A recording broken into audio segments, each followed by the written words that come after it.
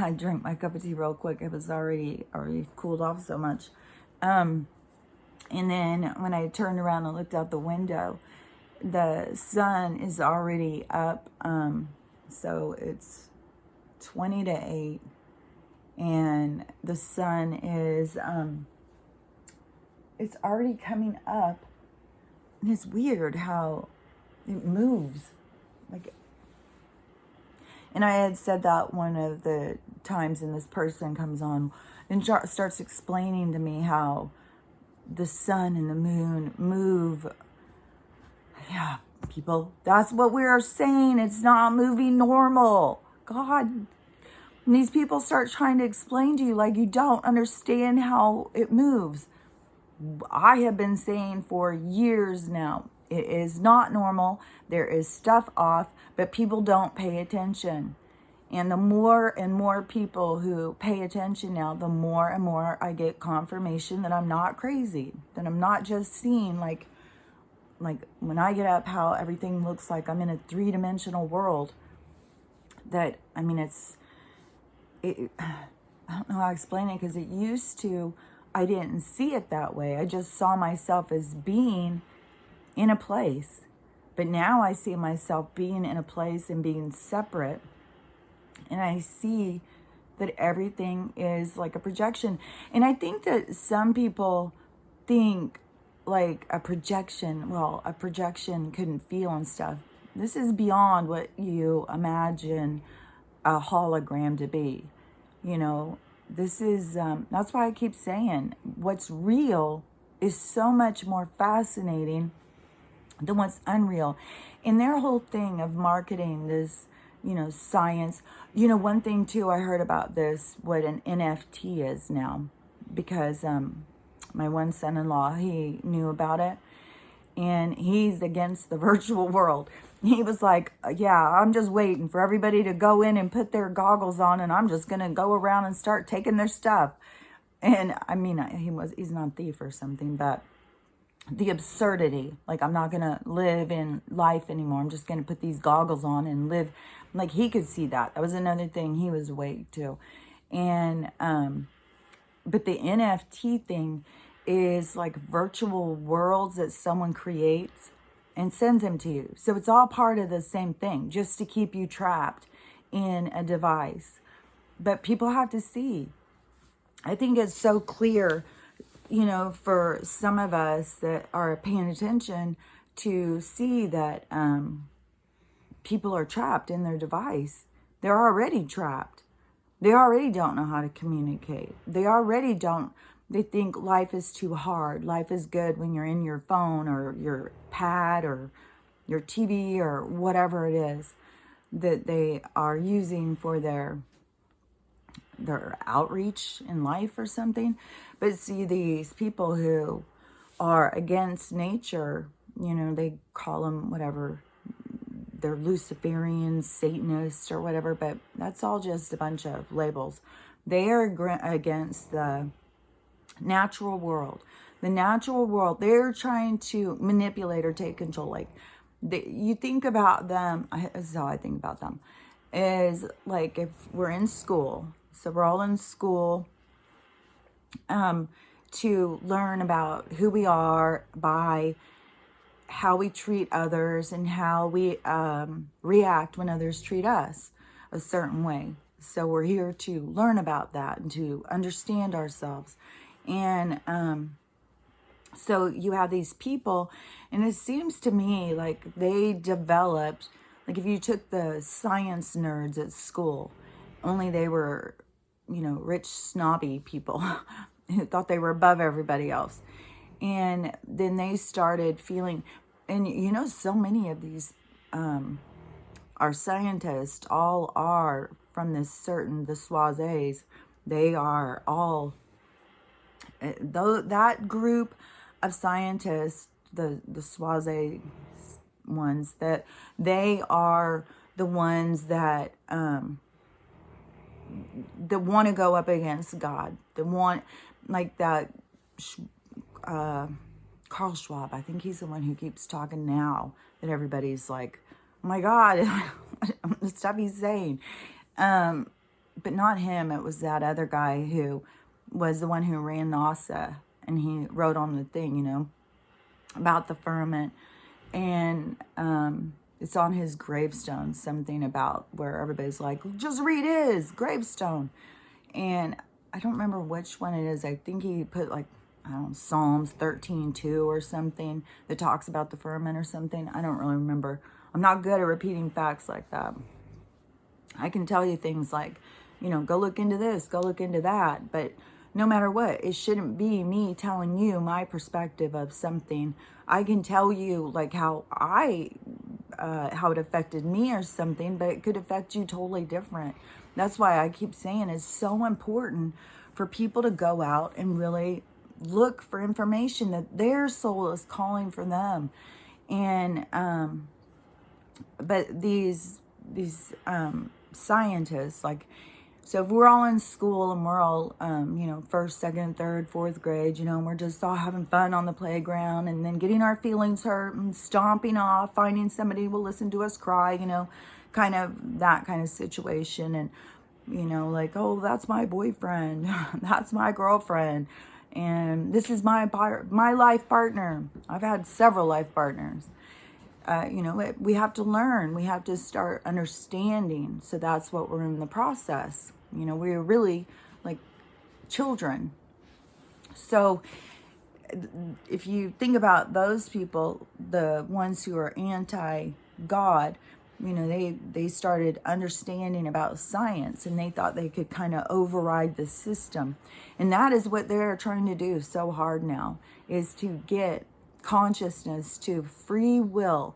Just you want to go into their virtual world. The thing is these people don't understand about consciousness. They don't understand about their soul. They don't understand about the traps. So it's not truly free will. It's all done by manipulation. But, you know, we have to have the full disclosure. She's on the move. And sometimes I move stuff out of the way around the room so that she can get around easier. Because she really is big for this room. Hold on just a sec.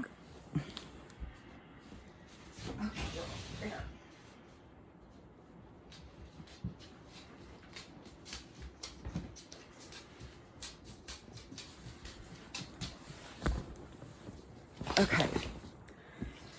So she gets down, walks around, goes back, and gets back up. I think she just gets really sore, like laying in one place. She's so cute. God, I love her. Okay, so those people, because ultimately, like if you took like the people from the Appalachian, where people be like, oh, they're just ignorant hillbillies. Oh, they don't have any value. They're too ignorant. They can't even go to school, or whatever. People that how they're just living their lives. They're, you know, they've got their dramas and all their stuff going on, but they're all just living their lives. So that would be the general population. We're living in ignorant bliss. We're just living our lives, creating drama for ourselves, getting our feelings hurt, just learning about life. And then you have these other people who don't really give a shit about any of that stuff. And they're just figuring out how to manipulate the, like the energies, they have a certain way of being able to understand things, like same with science, arts, math, all of this. So certain brains can understand things, but it seems like they've lost a little bit of their humanity when they start going in one direction. And so they want to take the natural part of life out. They want to manipulate it to become the God.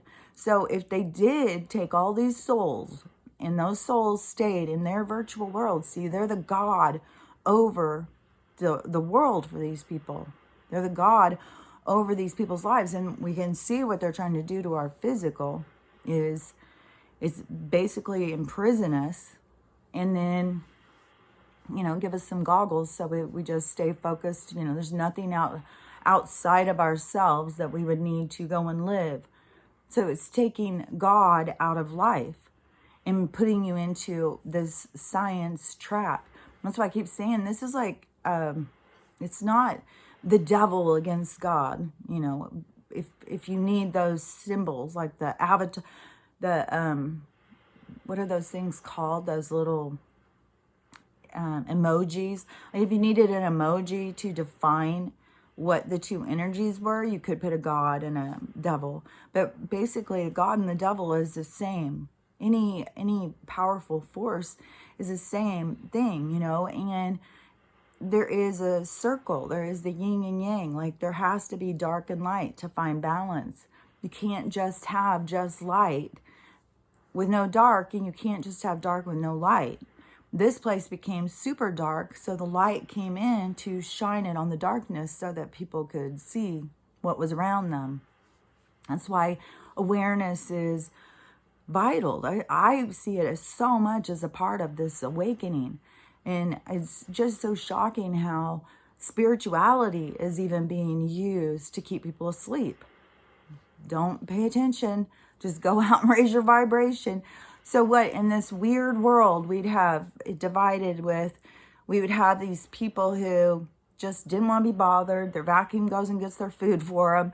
And they just sit with their virtual world and be fed. And because how are they going to afford to buy food? How are they going to go to work? I mean, we already saw, think about when they started with the video games. And we started seeing, like, people will sit down and do a video game for like 10, 12, 14 hours. There was a kid, and I had seen about this one because it was like on a Dateline or something like that. But this kid, he was obsessed. He couldn't stop playing. He would just play. And he started playing a lot of violent games, I think. And the parents were like, no, you got to stop. And this was an older teenager. He might have even been 18, but somewhere I would say between 15 and 18. I can't remember. It seemed like he was a big football guy, and then he got hurt and at a game or something, so he had to be off. So he would just sit in his room in bed or something. He started playing these video games and because they put stuff in there to make it triggers addiction, just like they used medicine. They use everything to trigger addiction. It's a control mechanism inside of our minds that we don't really understand yet. But so he started obsessing. He could stop. And then he wanted this new game or something. And the parents didn't want him to have it. They wanted him to stop playing. Well, he ended up murdering his parents. And I don't remember if they both died or whatever, but it was whatever happened. It was super dramatic. I'm sure it's not an isolated incident because of, you know, and they're only going to promote certain ones. I mean, when you think about how many kids go missing every year, and that we only hear about a small portion, and most of the ones that we hear about are white.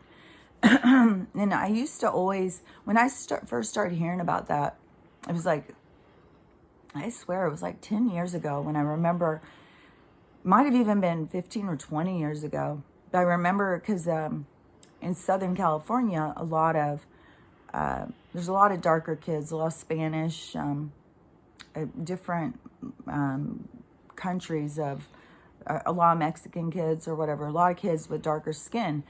And, you know, not all white blonde kids. But you go to Mexico with a white blonde kid, you better watch your ass because they will.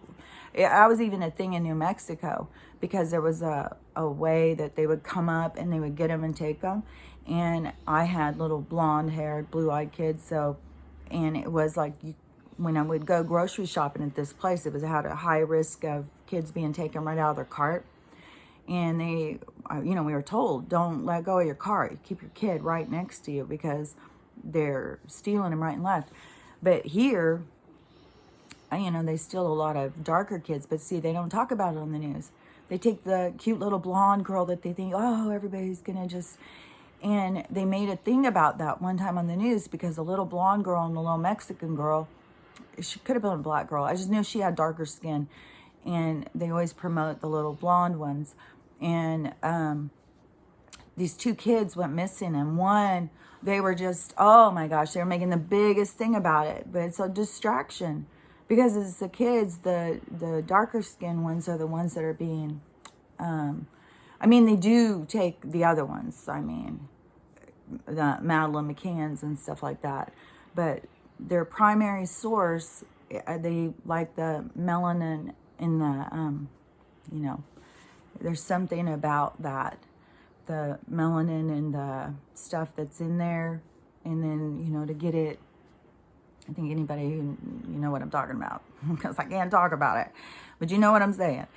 And so the, it made me just think of this other thing that right now with this, oh, because we watched, this was another thing I forgot I wanted to say last night too. So one of the things with my one daughter who came over, and we were watching a movie. She really wanted to come and just hang out and watch a movie, you know, because when we were kids, no, when they were kids, and especially when I started working, which my younger girls, that was mostly all through their school. I was working. The older girls, I was at home. But then once the younger girls got to be in kindergarten, I went back to school. So this, but when I would be off, we would sit and watch Lifetime movies. That was always my thing. I loved to watch Lifetime movies. And we would sit and watch movies and talk and stuff. So it could be like an all-day thing. Let's just, so anyway, she was very much like, oh, I just want to hang out, watch a movie. And so she came over and we put on, and she chose the movie. I didn't have anything to do with it. She went in, she chose the movie. And, you know, we wanted to watch some crime drama. And she chose one about kid kidnapping. She said, you know, she wanted to watch a kid kidnapping one. And so we started this movie, and at first, you know, I was like, this is, it was from another country, and it was, you know, it was a little bit where I was like, I don't, you know what I mean? When you start watching a movie, and you're just like, oh, I don't know about this movie. Maybe it's a little ridiculous. But then we kept watching it, and it just got better and better and better. It's called either Lost or The Lost, and it was on Hulu. And so we're watching it, and this little kid there's a big party going on, and this little kid gets kidnapped out of her bedroom. And if you want to watch it with, you know, surprise, then don't listen to what I'm going to say, because I'm going to blow the surprise. So this kid disappears out of her room, and during this party, and, you know, like that other Bonet girl, right? And so, no, they weren't having a party. They were at a party at someone else's house, came home, and then, you know, supposedly disappeared out of her room.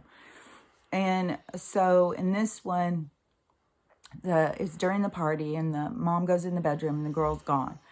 And so she is, the police get called. And these were really rich people, and they had a nanny and stuff. And so the police start doing an investigation. And so as they're investigating, I said, I bet you it's the parents. I bet the parents sold their kid. And the other people I'm watching with were like, okay, yeah, that's some crazy stuff. And so then it gets to the part where it says that not only did they sell it, it was an ambassador who came to their party just to have a night with this little $17,000 for, I don't know, 15 minutes, an hour, who knows. And this is something that has gone on with a lot of, I don't know about Paris Hilton exactly, but I know she's been speaking out about some of this stuff. And all of these times when we thought some of these rich kids were like really odd because of this stuff. They drug them, give them a bunch of medicine, or, you know, like OxyContin or something, knock them out so that the person could go in and have their way with them. Isn't that the grossest? And then, you know, he leaves. And so, and the parents do it for the money and for, I mean, money is what this whole world is run on, seriously. Money, greed. So they sell her to this guy, and then when he leaves, they're standing out in the hall like weirdos. And when he leaves, he said, well, she's not waking up. And then he just leaves. Like, I had my fun. I'm good, go. Bye. And the parents, all of the different things, it's keeps having like flashbacks and stuff. So I don't really remember the whole thing of where, if the parents went in there then or whatever. Because they would show you certain things, because it's an investigation. It would show you like what really happened, what they're saying and stuff like that. So, and another thing they showed too was how the nannies will come from these other countries, and they are really a part of a whole enterprise of the traffic. So they are all a big part of it, and they set up people. But that's not what happened here. This one was the parents who did it. And at the end of it, it had more stuff in the movie, a lot more stuff that happened. But at the end of the movie, it showed that it was real. It showed what happened with the people. I don't remember, what it said, because there's some more drama that happens. There's really, really gruesome. And I think it talked about that, the cop, what he did, because the thing. But anyways, when it got to that part where it was telling that the parents did it and it was showing that, my daughter and my granddaughter didn't say as much, but my daughter was especially like, oh my God, how did you know that? That is weird. I said, because I keep telling you guys, this is true. This is real. This is really going on in the world. This is happening all around us. These rich people sell their kids. They don't give a crap. And plus, how many people are going and taking them because there's big money in it. So, so I mean, that was the universe right there at work. I didn't do anything. I was just along for the ride. But see, the opportunity arose, and I got to say, again, but it was already in there. I mean, and there's so much stuff that I have said where she's like, yeah, but you've been saying this for years. Yeah, but I can't change how slow this stuff goes. That doesn't mean what I'm saying isn't right. But they've got it in their head, mom's crazy. But, it's unfolding. They're going to be seeing that I'm not crazy. I've been sitting here on the sidelines screaming, fire, fire, the whole damn time. And even in 2020, when I started saying something to one of my daughters, and she was, and that was very, it's just funny now that she's like, this SJW thing, because she was more like that. But that's what I'm saying. It pushes you to a point where you're like, okay, this isn't right. Wait a minute. All of them, everybody gets pushed. You just don't know where somebody's boundaries are, but everybody, it pushes to them. And, this indoctrination has really manipulated people's boundaries. So we can't be judgmental of people and what it is, when their boundary gets triggered. I mean, a lot of people have no boundaries to, people doing things that are hurtful to them. They'll always take it on as their own. Oh, I better change. Oh, I better do something different. I need to do this different because the general populace wants this. So I need to fit in. We need to all pull back and allow everyone to be unique and individual. We don't need us all to be, from the same cookie cutter. That's part of their system, so that we, it's just the manipulation to conformity. But everybody has a certain boundary. Because with my other daughter, they were very much more open about, we're not going to push, if you want to identify yourself as whatever, be whatever. And, we're not going to tell you who you need to be. But then all of a sudden the system started pushing so hard where it was like, okay, no, this has gone too far. So everybody gets that push to when they realize it's gone too far. And it's happening. This is just stuff in my own family, but it's happening in all sorts of families. Like I would say probably with my brother, his is about his health. There will be some point. He has another ultrasound the 23rd. And they keep telling him, you know, it's a brain tumor and stuff like that. You have to do a biopsy to actually be able to tell that, you know. It's just imaging. It's just pictures. And then, and they can kind of tell some stuff, but they have to do a biopsy. They can't say you have a brain tumor, a malignant brain tumor, without going in and doing a biopsy. But see, they put it in your head, and then you do the rest. Now, if you, whatever you believe. I saw that one girl, and she, 7 years ago, and she's very young, really young, beautiful girl, and beautiful hair, this huge, beautiful head of hair. And she was told 7 years ago that she had stage 4 breast cancer. Maybe it was breast cancer. There was some cancer, stage 4. It could have been a different one. I can't remember what she had, but it was stage 4. And they told her she only had a few months to live. And she had 2 little girls, really tiny. I think one was like 3 years old. So she had these little kids. And she was like, hell no, I'm not leaving my kids. And she's just changed her whole life. And she just focused on health. She stopped taking all chemo, all radiation, everything. And just focused on, like what I said, what I tried to tell my brother, where he's like, I'm not doing that woo-hoo shit. And it's like, saves lives. But you want to be in the system, this science that there's no God, there's only science. So she started doing smoothies and stuff. And I saw pictures. The reason I said about her hair was because there was a lot of people who were saying things like, show us the pictures or whatever. And she had put pictures of her bald-headed getting treatment. And so her hair, you know, her hair grew back beautiful. And she just started doing like smoothies and just all natural. And all of her stuff went away, all the cancer. Because it's the toxins and it's our attitude. It's what they tell us. And then their solution is more toxins.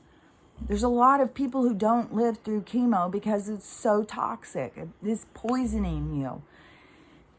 Oh, it's so frustrating how much poison they put in people and you just can't get them to understand. But so my brother, his awakening will have to do with the medical. I mean, it had to do with mine. You go into the hospital, you get a brain injury, and you come out and then you see like all the doctors drop you and then the court system, and you see how they all come in and lie and stuff. It's, this system is not here for us at all. And but everybody has their certain things that they're waking up to, you know. So I don't know what all will go down with my brother, and he, you know, I have no idea. He could be the catalyst for his family to wake up. I have no idea. I mean, that's where we're at. Like, we don't know what's going to happen. We don't know who's going to transition. That's why we have to take our time with each person as being valuable. That is everything in life, is learning the value of life. They want to make everybody believe that life is hard and horrible. Life has such a great value. It is just the way they've twisted it and tainted it. Because if you came in and you were here, you know, we raised our children to understand that they're projections so that they can learn and understand about themselves. And when you do good work and you take care of yourself, you're going to feel good. And when you are hateful and mean and don't take care of yourself, you're going to feel bad. And you're going to try and lash out your anger on others. You know, if you want to take good care of yourself, there's a certain path to go down. If we were teaching our kids that and how to interact and stuff, and on another level, I really believe that this whole world will change. I believe when we become independent from the system and we start claiming our sovereignty and our food and our way of life, our education, our medical, all of that stuff, that we are the change. It's a slow process for each person to wake up. But I really believe the reason why some of us are awake, it's to hold the light for the others, because it's all about humanity.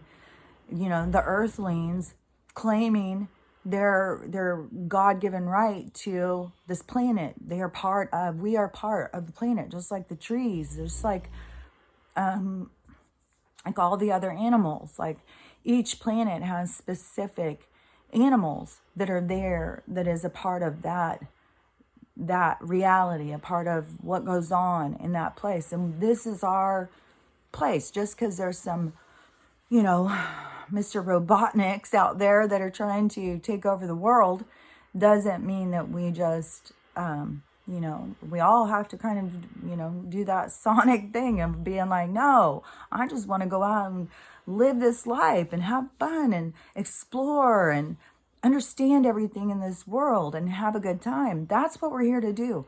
And they want us to judge certain things, and we've got to get away from that kind of thing, you know? Just like, to me, it always stands out the most on the weed thing, but there's a lot of different things. I mean, this is just something to me because, you know, I had so many people around me who were heavy pot smokers for so long, and I was so like, judgmental. It's against the law. You're going to go to jail. You shouldn't smoke weed. What do? Just get up and start smoking the minute you get up. Would you get up and just start doing shots to get through the day? Like, you got to, you know, handle life without smoking. And I used to be really judgy on it. And then when I started learning more about it and learning why they made it illegal, and then plus, I mean, once you go past that part and you start seeing like with the dandelions and stuff, I mean, anything that's good for us, it's in nature. It's part of the scientific way, you know. Oh no, we've got chemicals. We'll use the chemicals. Forget about that. Kill all the nature.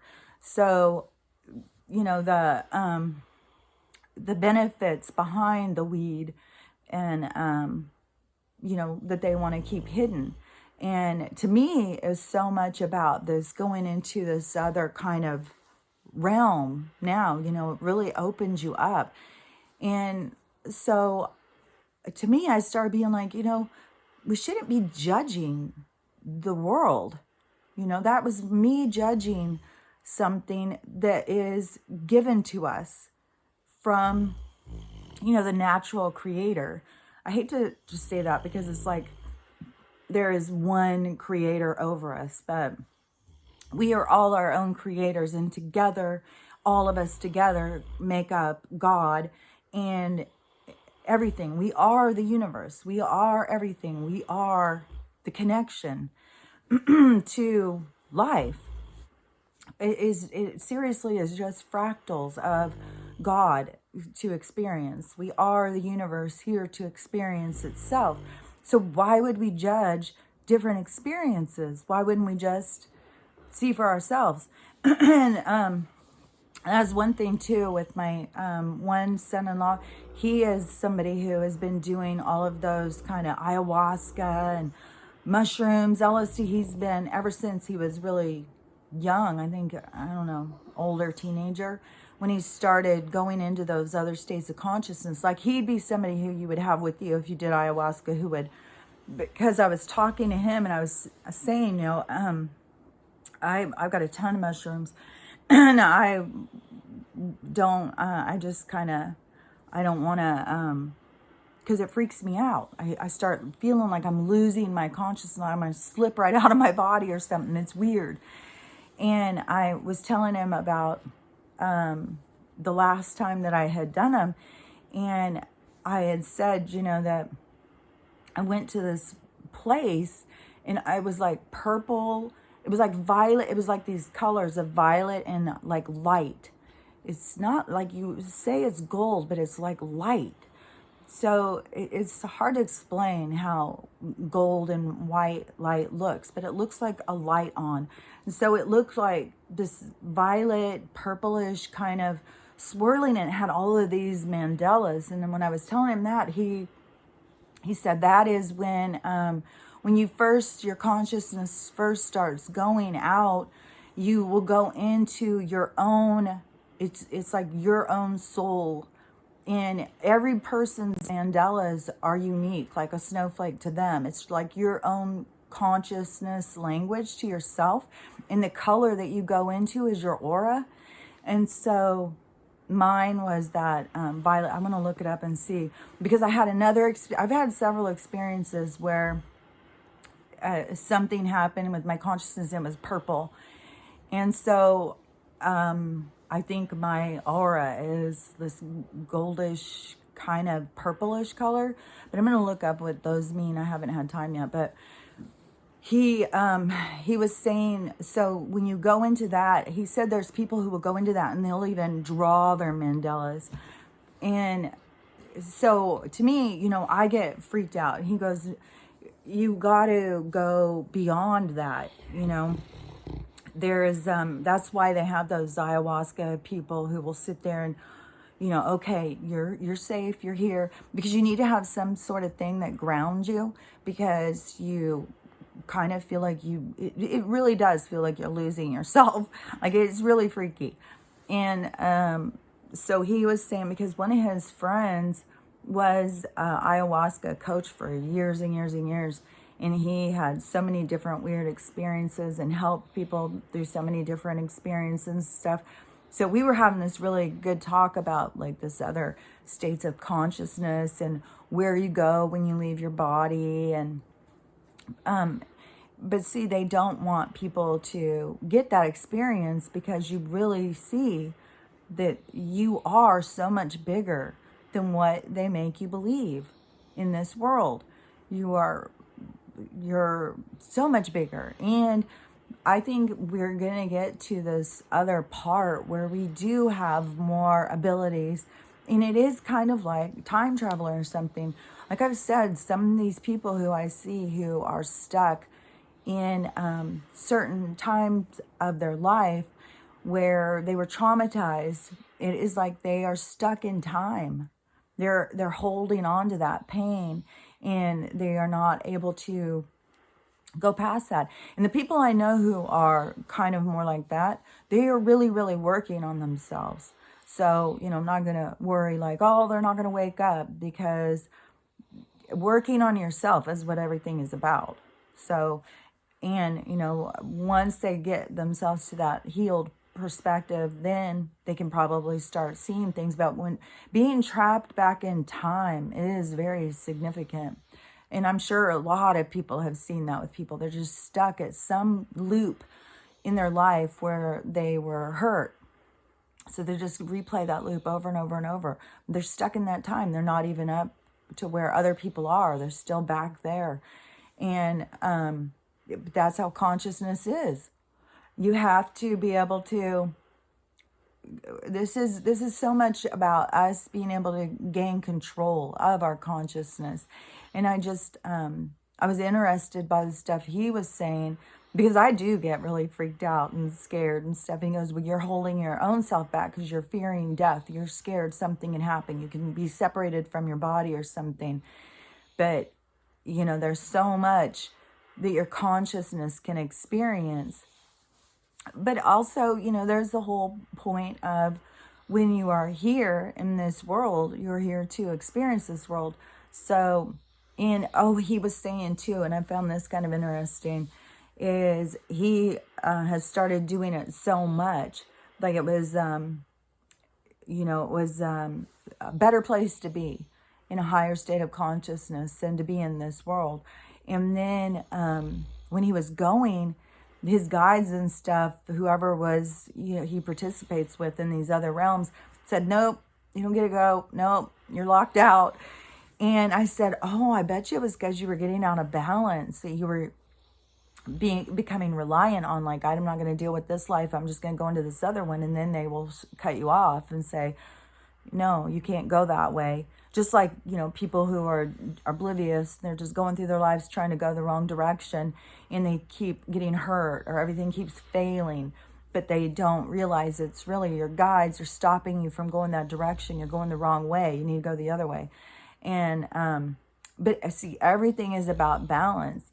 Like, so if he's doing that, it's like a great escape. Like, I can't be here in this world is so horrible, and I can go to this other world where it's happy and people are loving and I feel love, and, you know, the world is exciting in this other realm. And, but see, then you aren't doing your work in this one, because that's why you're here. You're birthed into the experience. So you do the work. So you do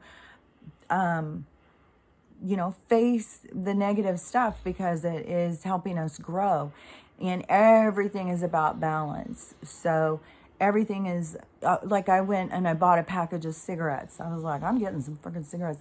And one of my daughter's families, the ones that work with the homeless community, they just keep, one of her daughters and her just keep passing some sickness back and forth, back and forth.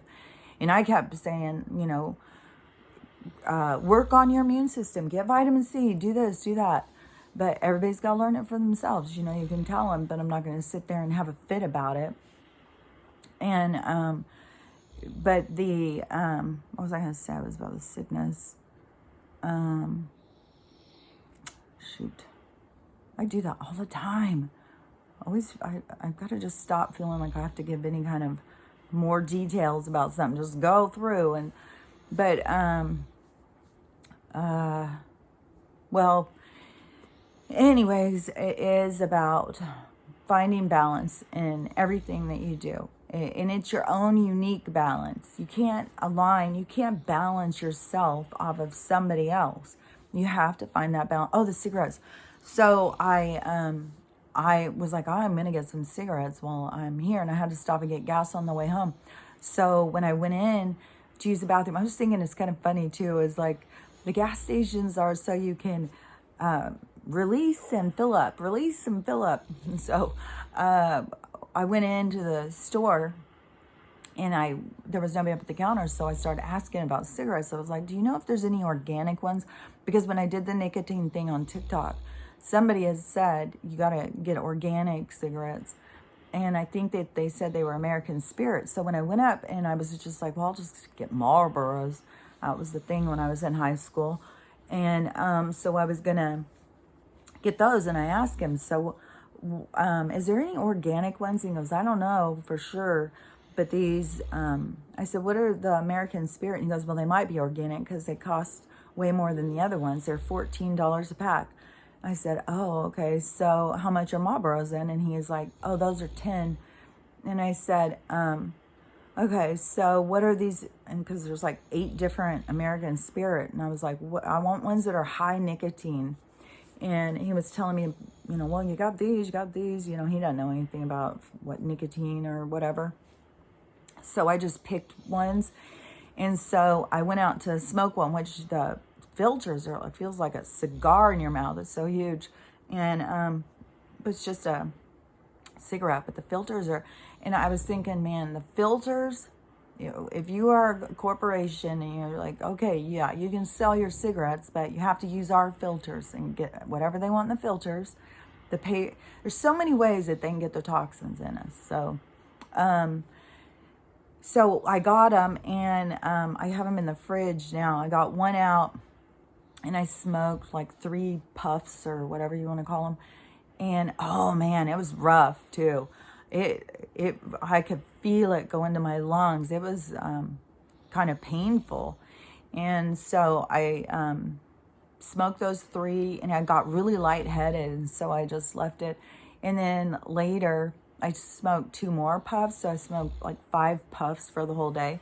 So I would say it was probably, like if you divided the cigarette into like a stick of butter, maybe the first one little thing, there's most of the cigarettes left, or at least 3/4 of it's left. So I was thinking, well, you could do 1 cigarette, a couple puffs every day, if this nicotine thing is real. I mean, I'm gonna try it and just see if it makes me feel better. I know for sure that the tinfoil in my windows helped my bedroom so much. It's so much more pleasant to sleep in there now. Oh, and my mom, when I kept trying to tell her, when I was there, I was like, oh no, that's not the real sun, Mom. Look at it. It's blue. It's not the real sun. And they hide it a lot under clouds, and then it's so bright, and it's like, there's nobody who can get a suntan from this sun. That's what's going to be interesting. Let's see people go out and lay in this sun and cook themselves, because you're not going to get a suntan from it. I don't think it's the right kind of lighting. And so I was telling her, and we were talking about the towers, and she's like, I thought, I don't remember what she said that she thought they were. And I was trying to explain to her, and we drove into town, And there was a couple, and I was like, those are them. And she goes, I thought those were blah, blah, blah. And I was like, no, that's the frequency weapon right there. And one of her friends just moved, and she was saying that my friend said that her hair was falling out. And I said, it does that. It makes your hair fall out. A lot of people are saying that. And it goes right in with like their the slap, let's get attention on this. So they get attention on it because, they have this new pill, grow your hair back by taking in I'm taking biotin, and I think it's working. And then that almond oil and that other extract, I'm just putting those in, like a hair mask, and taking biotin. I'm not going to take, their chemicals out. Even their hair chemicals that you put on your skin, it burns your scalp, like gives you rashes and stuff. So I say the more natural, the better. But I'm going to have more different reactions than other people. It may take them, they could use it for a long time and not have any issues. So, but there's still those toxins are still absorbing in through the skin. So when I was talking to her, we're sitting outside. Oh, and we had a wine cooler. This was really fun. And see, this is why I don't want to be just like, oh, I don't drink. Because I can go sit there and have a wine cooler with her, and we were just cracking up and, having this great talk. It was really fun with just one wine cooler. Like, you don't have to get drunk to sit and enjoy a beer with somebody, You can just sit and enjoy that, like, few minutes. I'm not saying that if you have a drinking problem, go do it. I'm saying for other people because that's part of this big, oh, you got to be vegan. You got to not drink. You got to not do this. You got to not. It's like, that's a lot of knots for being spiritual and connecting to the creator who's providing this stuff for us. So, I don't know.